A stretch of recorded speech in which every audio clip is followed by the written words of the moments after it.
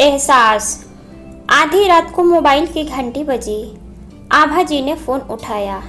भाभी, क्या टीना आपके पास इंडिया गई है? नहीं तो क्या हुआ देवर जी? कुछ नहीं भाभी, वह बिना कुछ बताए कहीं चली गई है। इतना कहकर फ़ोन काट दिया। अब आभा जी की आंखों से नींद तो गायब ही हो गई। आभा जी का इकलौता देवर था सौरभ। सास और ससुर बहुत पहले ही गुजर चुके थे।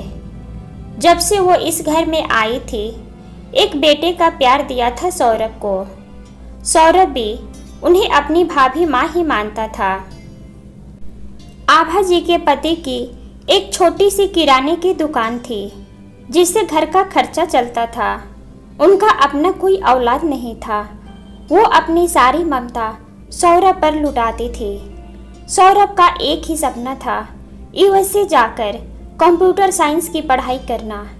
उसकी इच्छा को पूरी करने के लिए उन्होंने अपने जेवर भी बेच डाले और मकान पर लोन ले लिया। अपनी पढ़ाई पूरी कर सौरभ साथ में काम करने वाली टीना से शादी कर ली। देवरानी टीना स्वार्थी किस्म की लड़की थी।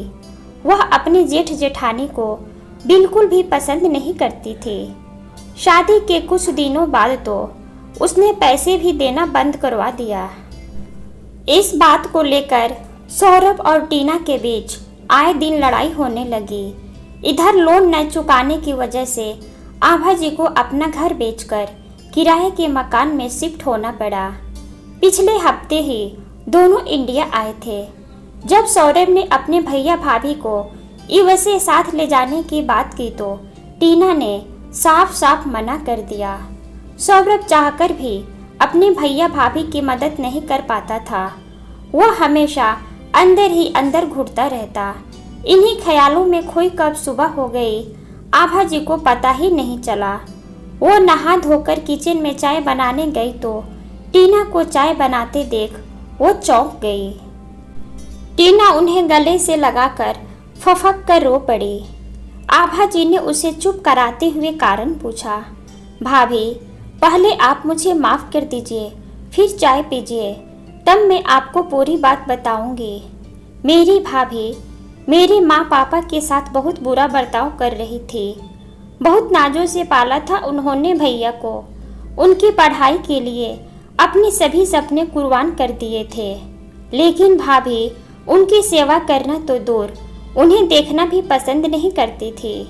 पिछले महीने पापा के गुजरने के बाद माँ को वृद्धाश्रम में भेज दिया। माँ की ऐसी हालत देख मुझे भी अपनी गलती का एहसास हो गया। प्लीज़ भाभी, हो सके तो मुझे माफ़ कर दीजिए। मैं एक हफ्ते से यहीं पर आकर माँ के रहने की व्यवस्था कर रही थी। मैं आप लोगों को यूएसए ले जाने की व्यवस्था कर ली हूँ। इन सभी कामों को करते हुए मुझे समय ही नहीं मिला सौरभ से कुछ बताने की। फिर मैंने सोचा उसके लिए ये सरप्राइज ही रखती हूँ। आप लोगों को यूएसए में अचानक देख वो बहुत खुश हो जाएगा और शायद मुझे माफ़ भी कर दे। कहते हुए टीना की आंखें भर आई।